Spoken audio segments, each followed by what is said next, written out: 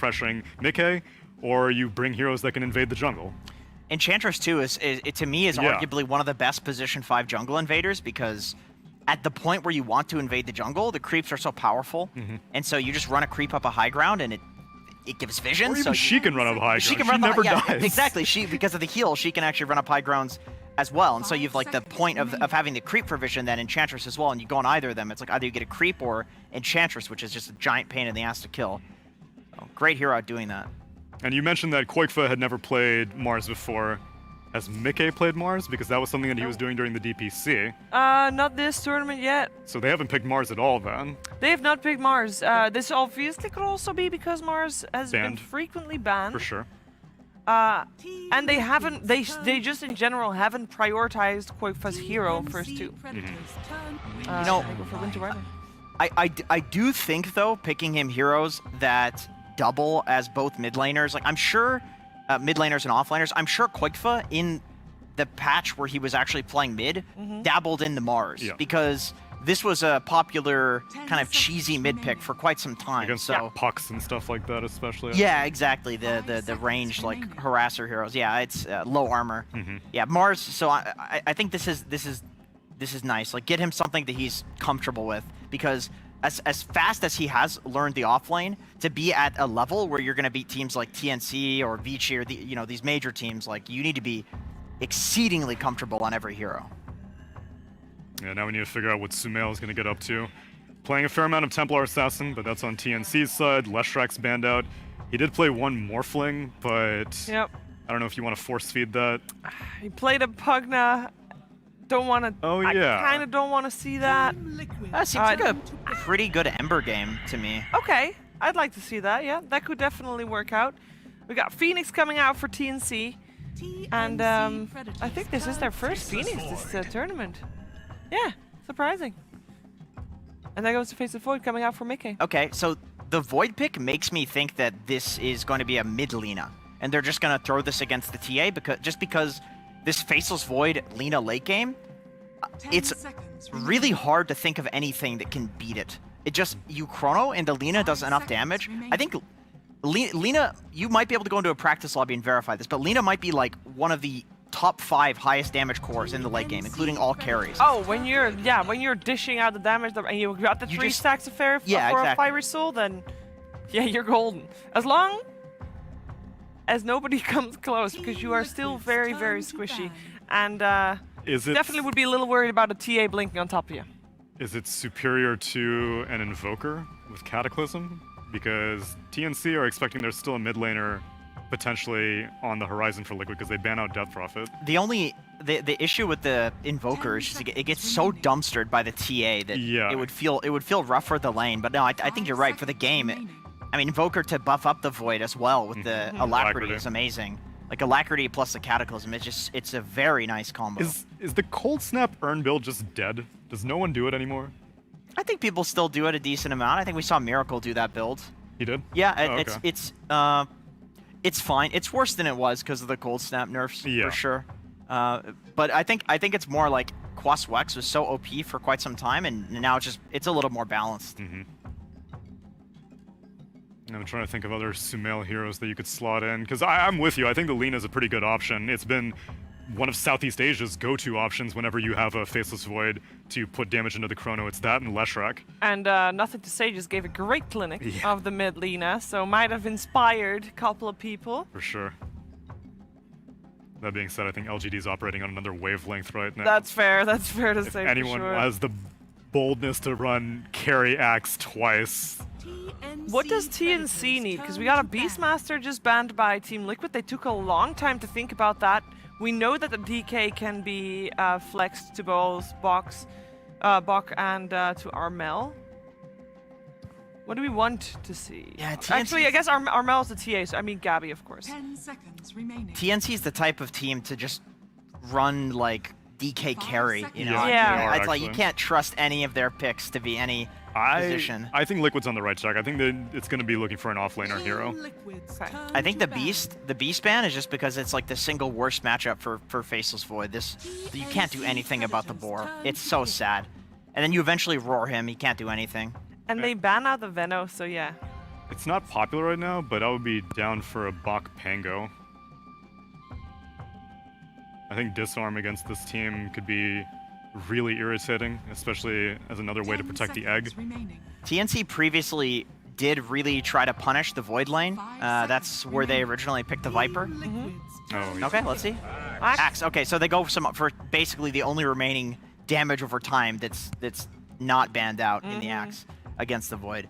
Nice matchup for the mid game too. Like you call Axe or you call the Void at any point, and he's gonna die to the burst damage of the TA plus the Phoenix Sunray for sure. And it provides some protection for the egg. This could be a carry Axe actually. It could be. We saw it working. 100% win rate carry Axe. Is this Wyvern's a 5 though? I feel like Arctic Burn. Well, Arctic Burn owns both DK and Axe, I would think. But yeah, it could be. So what do we think? Do we want to see Sumail on the Lina, or do we want to see something else picked up now for him, or do we want to see him on the Mars and we get a last pick coming out for Quoifa with Slaughter still in the pool, one of the few games that it actually is still up? We'll go for Mirana, okay. Huh. That doesn't tell me much. That does not. Sumail Lina, Lina. It will be Quoifa Mars, it will be Taiga Mirana, so the position for Mirana. On the side of TNC, we got the Gabby Axe, so we do have the carry Axe, the offlane DK, and mid TA, of course, with Boomy on the Enchantress. Wow. We got the carry Axe again. That's cool. do. It's cool that TNC is just immediately picking it up. They're like, all right, LGD's winning with this, like, let's go. Southeast Asia and China have been scrimming against each other throughout the entirety of the DPC, so I wouldn't be surprised if they were already exposed to this. So I feel like the things that Liquid are answering are not what's important to answer. So they have Mirana versus Phoenix, so attack speed versus the egg. Yep. Arrow for Enchantress's creeps, which is great, but I don't think you needed to answer the supports, you needed to answer the cores. And I think Liquid's still been off balance, so I actually predicted TNC for the series to begin with before we even saw the drafts. Even after seeing the drafts, I think I'm still going TNC. I think I'm actually gonna go Liquid. Okay. I really believe in this Lina Faceless Void combo. I think it's very BS. And by the end of this tournament, I think this will be a duo that we talk about. Is it easy to execute? Because we know they've had some execution issues. Yeah. I think so. I honestly think so. It's like this is what LGD does as well. They pick Lina and then they pick a bunch of like AoE bubbles to put on the ground to protect the Lina. So this to me looks like an LGD draft, and I think that they've studied and they're trying it out. And TNC's, I mean, they're doing the same thing kind of with the Axe. Okay, let's find out how this game's gonna play itself out. Is Team Liquid able to turn the tides, or will TNC take this game one of this best of 3 series? We're finding out together with BSJ and OD Pixel.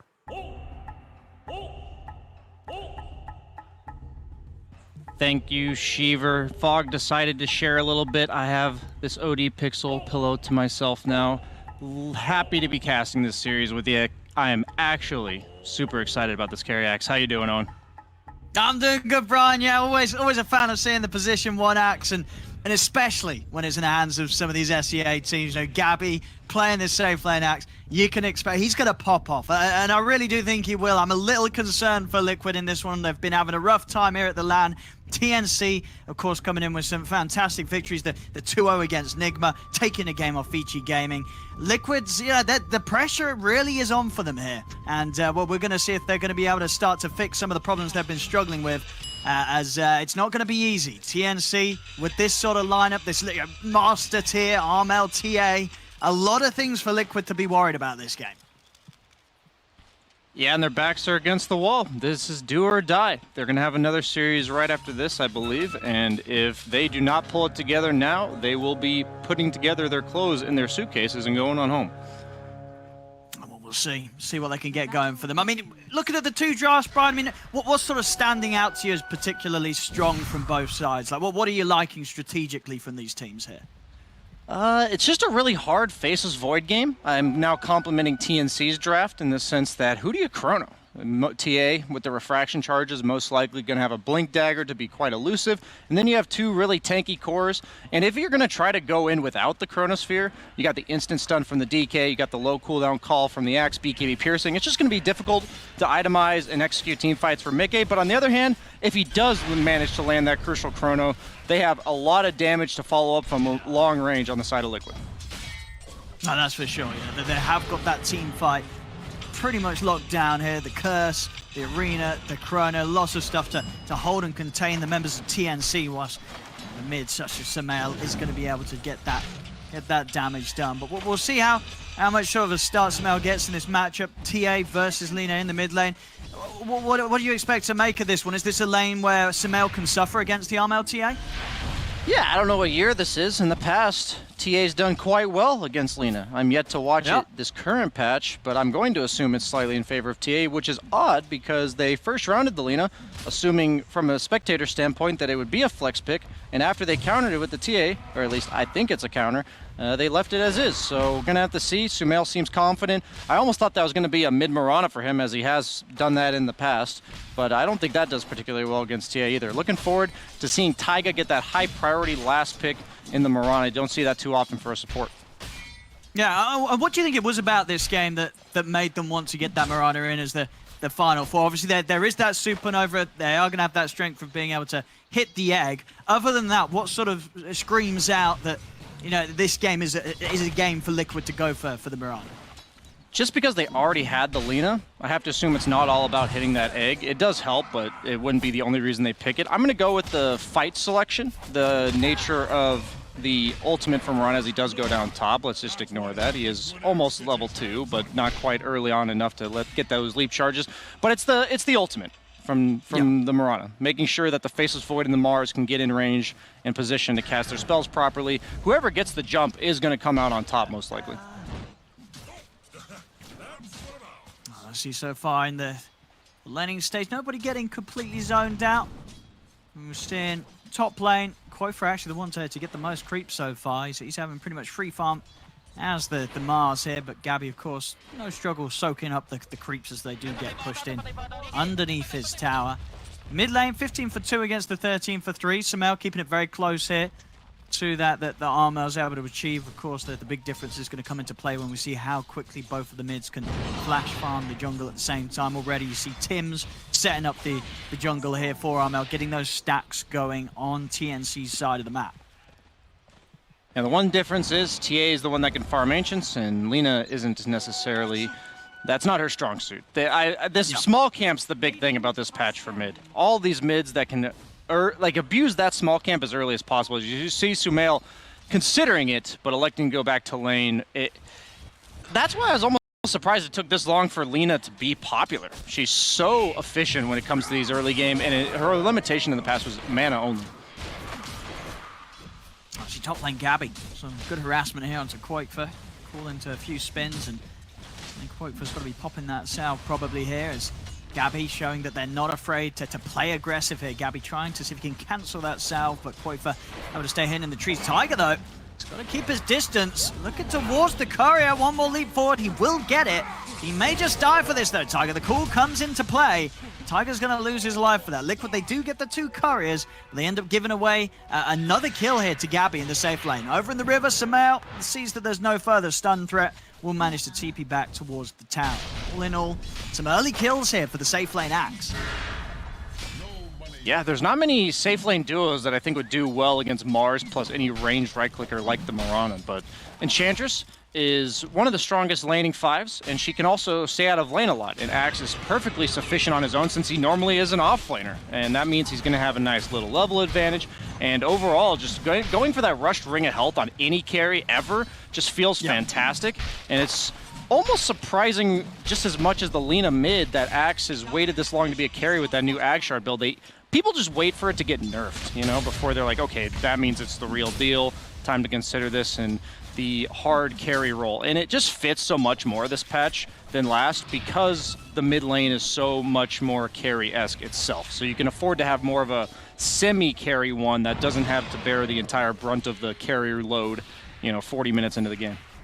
No, absolutely. I think, yeah, Axe in the position 1, as we were seeing back in the league from some teams, it has got huge potential. I mean, why do you think some teams just haven't really played with the idea of the Axe as the carry? Is it just players not necessarily being too comfortable playing it in that position, or are there other weaknesses that means teams aren't always going to look towards maybe getting a carry Axe in? Yeah, I think it really is as simple as teams not having time to adjust fully to the meta, and there's just a lot of cause and causal chains throughout the course of any developed meta, which in this case, as we've leaned more and more towards heroes like TA being super popular, inevitably you can afford these pseudo carries, as I mentioned, and now people have to start theory crafting. We saw Liquid even try carry Omni Knight yesterday. It didn't work out, but Axe, this is the type of hero where if it failed the first 2 games, maybe we would never see it again. But it's already looking good, and thus, if other teams are doing it, why not steal it? Absolutely. Absolutely. We're seeing, already between the mids, as expected, already a few hundred gold lead here for Armel with how much he's able to clean up outside of the lane. You see those continued stacks being prepared for them. This mid TA is going to have a huge power spike at a very good time this game. Tiger trying to step up here. They brought the 2 supports in around the mid lane, but unless they really sort of catch one with an arrow, it's going to be a hard move to make. They will manage to land the arrow onto Armel. TP's coming in from TNC, though. They're ready to bring in the backup as Tiger's going to end up dying for this effort. Samael also in trouble as he's getting slowed down by the traps. Quoifer swung over, though. Looking to help out. Will catch Boomy in the arena. Quoifer able to come over in time, make sure that Liquid don't end up losing Samael there. But we are seeing, they want to make a move on Armel. It's just proven to be a little too hard. TNC keeping their TA perfectly safe underneath the tower. Yeah, that's definitely not the target he wanted, but you'll take what you can get. Just look at the CS and the net worth, though. It's all in favor of TNC. I have to imagine that DK is quite a strong laner against Faceless Void, who's pretty much all physical damage early, because Phoenix has not spent very much time in the lane, and he's still out-leveling and out-net-worthing the Void by a pretty large margin. And this is a response pick, so they clearly knew this matchup worked this way. And even though Mars is having a pretty decent start, Quakefa, and same with Sumail, they're just getting more. Gabby doing the same thing we saw from Ame last series, willingly leaving his lane in order to just gain the efficiency of the jungle. And they have such good stacking heroes. Enchantress can use creeps, Phoenix can use fire spirits to stack multiple camps per minute. And I'm pretty sure that's all this net worth lead is. There's no fancy kills going on. Yeah, they're up 3-1, but it's all just creeps. Absolutely, yeah. Gabby, this is definitely on track to be one of the games that you are just going to see insane net worth built up at such a fast pace from Gabby. Fully uninterrupted this Axe. 5k net worth, 8 minutes in. Now, Liquid's probably going to... pressure's going to be on Liquid to make moves, really. Maybe with this first Chronosphere of Mickey's, hit the 6. They've either got to do something around him or something around Samael, because as it is, TNC's just going to continue to out-farm them pretty heavily here. They just have serious damage issues when you consider the heroes they're trying to kill. I mentioned it later on in the game. It seems that it's already mounting as TA with max refraction, DK super tanky with his passive, Axe already got the Vanguard. Yes? Oh, this is a good wraparound by Quoifer. Yeah, they're going to catch on to Tims. Tims will get taken out. Quoifer could be in trouble, though. Trap slow coming in, Box TP'd over. The Cold Embrace will buy time here for Quoifer. They're trying to burst Bok. Samael, they'll be able to do so. They bring down a second here. Liquid Quoifer able to push back Armel in time. The tower hits will finish him off. As Liquid lose Quoifer, but this time they'll get away with finding 2 kills before so taking down both the Phoenix and the DK there for their efforts. Gabby's level 10. What the hell? 9 minutes in.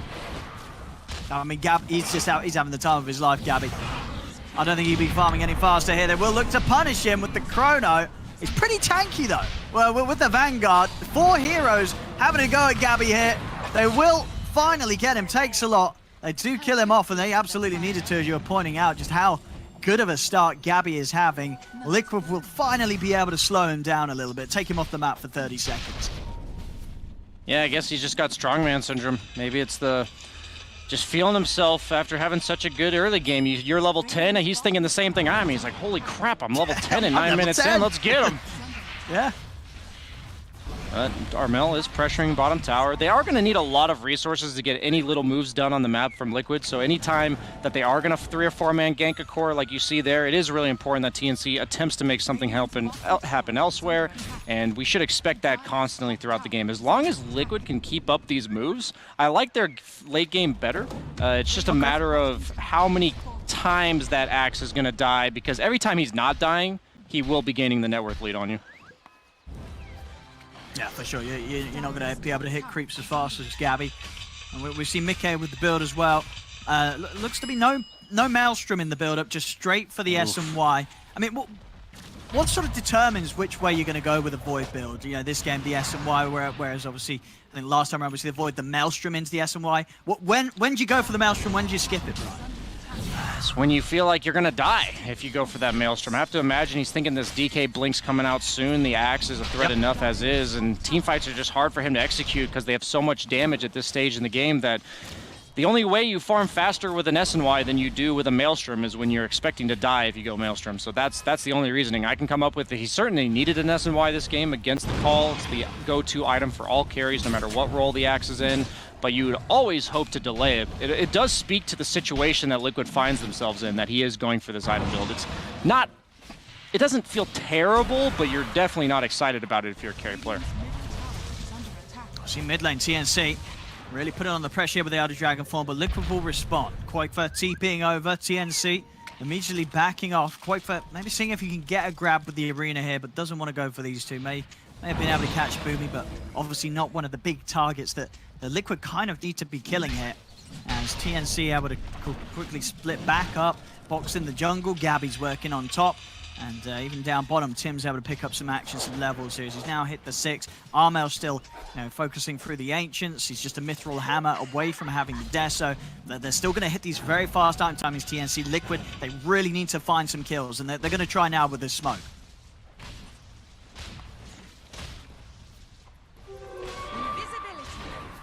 I don't think they're going to get anything, are they? He's not going to be able to catch either. Tries to get Gabby and Bok, or either or there. Doesn't end up getting any of them. They're able to simply step out to the side.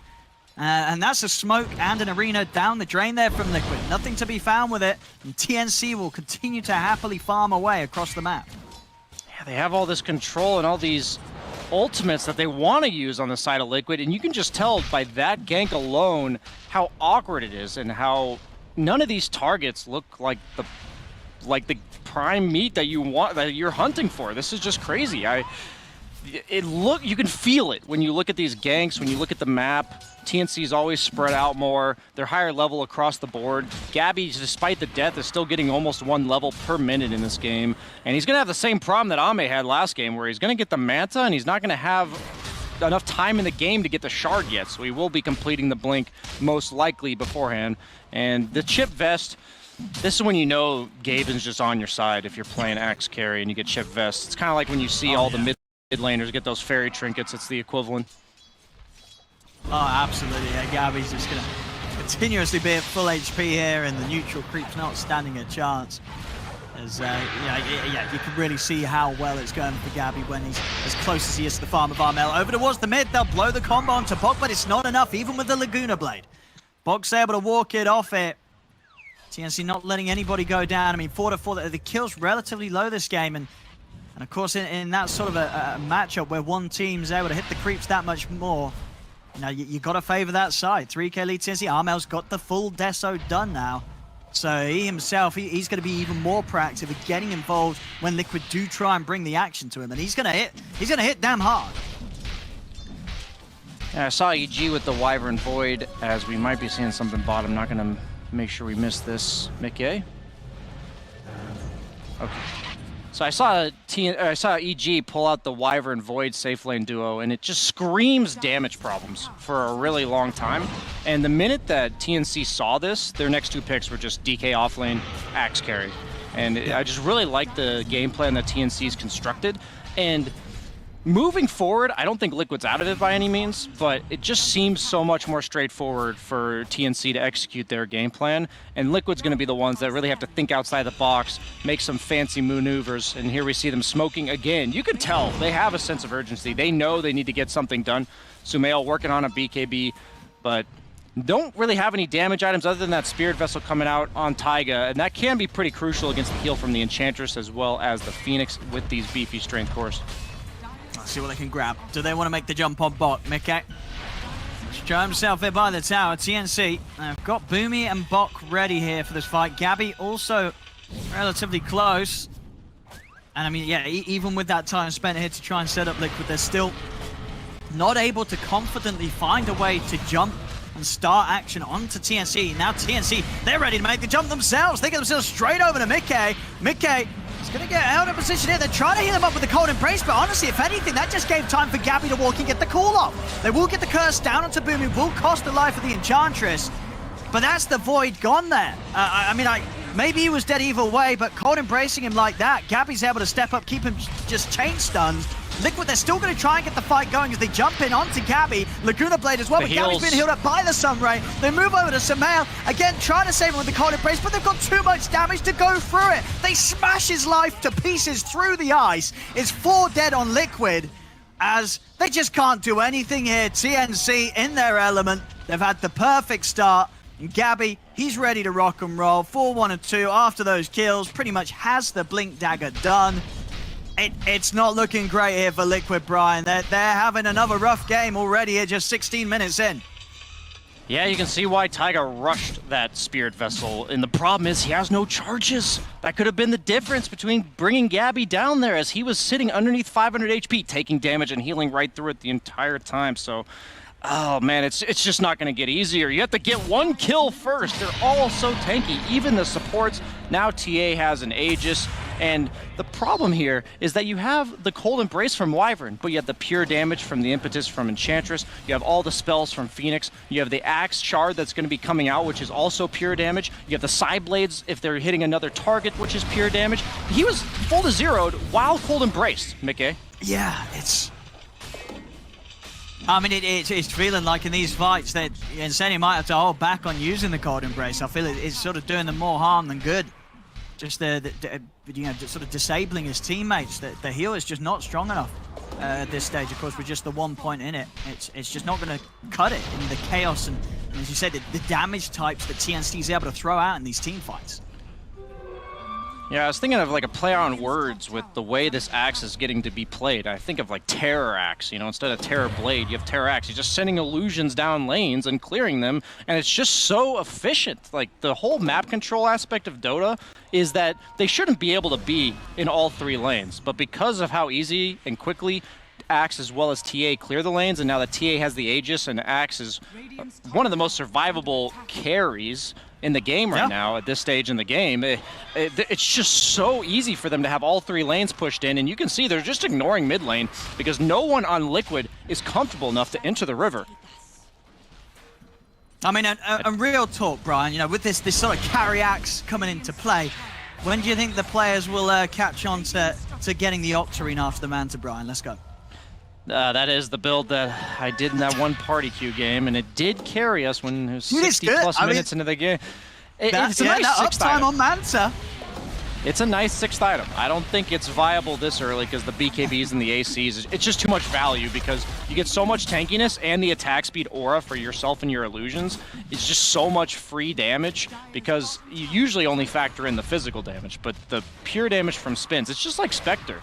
Pure damage is insane as the game goes on, and you have a better version of Desolate because it doesn't matter if there's anybody near them. Actually, you welcome if their teammates are near them. Look at this. Oh, Mickey! He's jumped into a Dragon Tail! They have dropped the curse onto Armel. That'll give time for Mickey to step out of the side. Quake's in with the arena, gets the spear down onto Bok, but there's no damage to kill Bok. Bok's going to be more than fine. Liquid's, they've just got to back away. As again, Cold Embrace used there onto Quakefer, but Quakefer looking still pretty dead. There's no escape for the Mars. Quakefer goes down. The rest of Liquid desperately running out of here, as the rest will make it away. But again, just TNC having the smoothest of times here. 9-5 at 19 minutes in. Not a lot of kills, but a whole lot of money here. 10K lead for TNC at this early point of the game. Oh, and this is not metaphorical. This is not philosophical. They have literally no damage on the side of Liquid, and this is okay, go cast all your spells now on Gabby. He just did. He's ready to dive into the high ground. They've got the catch on Insane. The Chrono comes out. They've got the tower hitting as well in onto Gabby. Can they kill him? They can. Okay. Laguna comes down. They will manage to punish Gabby. What more can they get out of this? With the arrow in. Spear Vessel charges. Bok. Being healed up as well by the Sunray. Quakefer is going to be able to spear Bok back. Bok still alive. Finally goes down to the crash here as Liquid will take him down. See if Liquid can chase any more here. McKay. He's got his eyes on Boomy. The time dilation, but the Supernova's coming out. Armel, significant turn. Quakefer's managed to catch the 2 of them in the arena. The Supernova will hold them back momentarily, but still, Liquid's able to push on, take down Boomy. look towards Armel. Armel, he'll fall for the first time. See if they can take him out again as they'll set up around the Aegis. There'll be a buyback from Boomy coming into play as they want to try and help out their TA. The one lone tree standing there, enough for Quaifa to pin Armel in his place. And they're going for everything here. They need to, Liquid. They've got to make as much as they can happen with this fortune that's sort of been handed to them there, as Liquid do manage to kick back here off the back of Gabby, going for a bit of a high ground dive on the Axe. That was the perfect chrono placement as Sumail was right on the outside. I don't even have time to talk here as we're seeing even more action. Quaifa's still going. He's able to get in and take down Tim's TNC. They should be able to chase and punish him for this. The battle hunger upon him. There's no help coming in for Quaifa, so Gabby and Bok and Boomy will manage to get this Mars out of the game. That's space. Side lane's getting pushed out. Mickey going back for the Maelstrom makes sense. It's just order of items. If he had had a Maelstrom for that fight, he wouldn't have survived the initials jump by TNC. And he chronoed where the Lina and the tier 3 tower were right outside, and that was what it required to bring down Gabby on the Axe. And hey, that might be the beginning of the comeback for Liquid. By no means is their team incapable of making plays. Just that bonus damage from the tower, and now with a couple Spirit Vessel charges on Taiga, that first kill was so important to helping them bring down Bok as well, and now they will have the damage as long as the cores of TNC do not have BKB available. One charge left. No, for sure. I mean, as much as I like to see a good dive, I think for TNC's sake, Gabby's going to have to try and restrain himself a little bit more next time round. And those moves indeed giving a bit of a chance here for Liquid. That 10k lead that TNC had, nearly getting half there off the back of that last team fight. Once they start building into damage items, I assume Sumail will go for the MKB build. Yes, he has it queued up. And he's also got the Boots of Travel, so that should help them get outside of base if TNC elects to try to take over the triangle and control the Roche area, which that MKB, super value against all 3 cores, especially the DK and the Axe, who are high armor targets, will get chunked through by that magic damage. Boots of Travel across the board, though. I like this by Gabby. Usually, if you think the opponent's only way back out on the map is Boots of Travel, you want one core with kill threat to also have Boots of Travel of their own to make sure you shut that down. No, for sure, yeah, and Gabby, an excellent one to do it, having that catch potential up top. Liquid setting up behind Mickey there, maybe preparing for a move to be made onto the Void, but it isn't coming here from TNC. TNC keeping themselves close together as a unit around the mid lane. Armel, few hundred gold off having the completed BKB as TA. Still a bit of time for Gabby until he can get his. Armel, once he's got the BKB, he'll have much less of a problem getting in on these squishy heroes of Liquid uninterrupted if those ultimates are down. Radiant are scanning. I wonder if there's ever going to be a Shiva's Guard coming out from Liquid. I guess it would probably be Sumail after the MKB. I'm just thinking of heal reduction. They don't have a Scotty builder per se. After the Maelstrom, Mickey could consider it, but it looks like he's worried about his own life before he's worried about taking the opponents as he queues up the Satanic. I don't blame him. We're seeing what's happening in the fights. He's also getting called. He's not generally getting stunned. So that means the Satanic goes up in value. Oh, for sure, yeah. If Mickey can play to the survivability elements of the hero, he's going to have a chance of sort of pushing on, being that frontliner for Sumail to sit back, get multiple rounds of his abilities off in the team fights. And we'll see what TNC's move is going to be next, as they're now back to building up that lead. Again, when sort of the calm returns here between these two sides, TNC still able to clean up the map much more efficiently than Liquid can right now. I never thought I'd see the day where both supports on the same team have a holy locket, Owen. Phoenix and the Enchantress. That's true, that item it used to be a bit of a meme, but indeed no longer. No longer at all, especially on these two heroes that do have those strong healing-based spells to really buff up.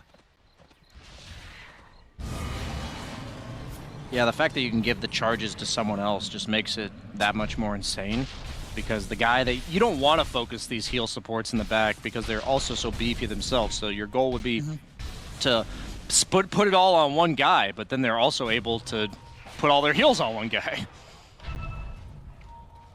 Yeah, and especially when the heroes that these, you're backing up as Tims and Boomy are, as beefy as they are, you're always going to get the chance to get those clutch saves off onto Bok and Gabby. Already with a lot of inbuilt sustain themselves. These are not easy heroes at all for Liquid to kill, as we have seen so far this game. The struggles have been real for Liquid, only really getting a chance to capitalize on the over-aggression of TNC. Outside of that, Liquid not being able to make too many moves themselves. Centaur alone is a huge threat, because it just means the opponent sees you. And Liquid has that one ward to work with in their own triangle, and also the one ward near mid-tier 2 of Dire. But here we see Monaco ulti. This is the information game I was talking about. Hopefully Liquid can use it to their advantage right now, as they are down by 10k. Roche going to be spawning quite soon. Let's see if Liquid can get them by surprise. Boomy is going to head up. Sentry's going to be dropped down. Boomy's going to see everything. He'll die for this. As Liquid just quickly, they just take the Enchantress's life. They know that he would be giving the info for the rest of the team, so just take what they were given. Does mean, of course, though, for TNC overall, they'll be rather happy with that one. Only losing an Enchantress to this move that Liquid were Re-smoke. Jump on Bok. It's going to be speared pretty deep. He is going to get the chance to easily pop that BKB, though. Liquid, what do they do now? They've sort of revealed themselves on a second attempt onto Bok. They're still hanging around the area. Liquid, they've got to start backing off. Even against just the 4 of TNC, it's very hard for Liquid to make moves. Super late Roche spawn, and Liquid's like, come on, catch us a break here. 20 seconds on the Enchantress. That is the target that TNC purposely offered up, as Liquid's quite familiar with the role of the Enchantress on the map at this stage in the game, as you use your creep as well as your own body to face check wherever you think the opponent may be coming from. And you can see that Liquid knows exactly how impactful that Enchantress kill was, where they needed to smoke again to feel like they got enough out of it. As now it's TNC's turn, Enchantress is respawning, will most likely be able to connect to the fight. Probably going to try to de-ward around the area that he did get ganked. Pretty smart of him to help set up for the Roche. The thing about Liquid's lineup is they don't take Roche particularly fast, so TNC is now sitting up on bottom, assuming that someone on Liquid is going to feel pressured to go defend and push out the bottom lane. Most likely would be Sumail, because he's the one with boots of travel that would be able to rejoin the Roche area. And this Axe, these Axe illusions, it is so valuable. You can't put a gold value on heroes that can clear waves. All 3 waves, like Naga and Terrorblade, are generally the only heroes that can do it before this Axe carry, without having to put themselves at risk at all. I think one of the great things as well about the Axe carries, let's be honest, Brian, would you rather be playing Axe carry, Naga, or Terrorblade? No, Axe for the fun factor, for the player. Axe has got to be at the top of the list. Absolutely. No, I purposely took this patch as an excuse to finally get to play some Axe carry in those party queue games, and I still thought it was a meme even though it worked, but apparently it is not. It's looking very good here. Coming up to 19k net worth, some insane farm on Gabby. Sumail, he steps out to clear a wave. They're ready and waiting. They get the jump on him straight away. Sumail's on. He was not ready for that. Exactly what they were waiting for. They were so patient. Like, the Liquid sees 2 heroes top, and TNC was still patiently waiting bottom. Well, Boomy, we'll catch him. TPs are coming in. Boomy, he's still alive. Mickey will drop the chrono. He's caught Armel, but Armel already got the BKB off. He's got the reflection as well. Literally no damage, Brian. Literally no damage done throughout the duration of that chrono. Armel's still full HP. A Winter's Curse, but for what? Gabby, he's in with the call. He's called Sumail again. He's got Sumail on speed dial. Both times, Sumail just out of action. He brought back for that as well. Mickey's dead. Sumail's out and down for 90 seconds. Insader, he's not making it out either. Gabby's still got credit to play with as he makes another. Takes out 4 of them here. It's 15k lead now for TNC. After a fight like that, Liquid's going to be sort of licking their wounds, and I don't think they could do much more than that, Brian. Yeah, this game was consistently one fight away from TNC just breaking open the map once again, as they kind of had to recover what they lost diving the tier 3 towers. And you can just tell when TNC sees a target like this bottom, you go on them, they die. When Liquid sees a target, maybe you have 4 heroes and you're not sure if they're gonna die. And that just never, it's almost impossible at this level of play when one team's executing on that much easier of a minimum threshold to kill somebody comparatively. There we go, straight up to the base. Still 30 seconds, no Sumail. Mikke will be back up, but of course no Chrono. And even when that's there, as we've seen, not a whole lot to be done with it whatsoever. Of how far behind Liquid are as TNC. Let's bottom. Gabby's in again. Another catch, another kill. Insania is out. I mean, they're going to have to probably call it soon. Otherwise, you know, Gabby's kills, they're going to shoot through the roof. What are they doing? Gabby that's going to be calling next. I think you might be right with that one. They're going to buy back here, but they've got to watch out for this Axe. Quite for pots the BKB. They get the arrow onto Armel. Armel, of course, still has that Aegis. I'll be able to blow him up the once, but he's ready for round 2. Gabby jumping into Sumail. Sumail this time able to keep the distance. Pots the BKB. Starts to turn. They use the curse. Stun comes out from Sumail. At the end of the day, that just stops Armel from being able to do any damage to Gabby. Armel getting fully focused here in the ring. Gets the BKB. The refraction of Armel's still alive. He's stepping away. Armel, he's going to live. He's getting healed up by Boomy. They can't kill the TA. Mikke's silenced. Mikke's gone. Coming in with the double buybacks here, Liquid. But TNC, they're continuing to roll on as Gabby's in again with another call. Tiger, Quaifer out of action. Mikke as well. They got to call it. They really have. And there it goes. GG. As TNC 25-11, 32 minutes at 33k net worth lead. My goodness, they come in with another showstopper of a performance. And unfortunately for Liquid, Brian, I guess this is just kind of what we've come to expect to see from them here at this major. Another very disappointing showing here for Liquid in this game 1. Yeah, that was a first round TA. And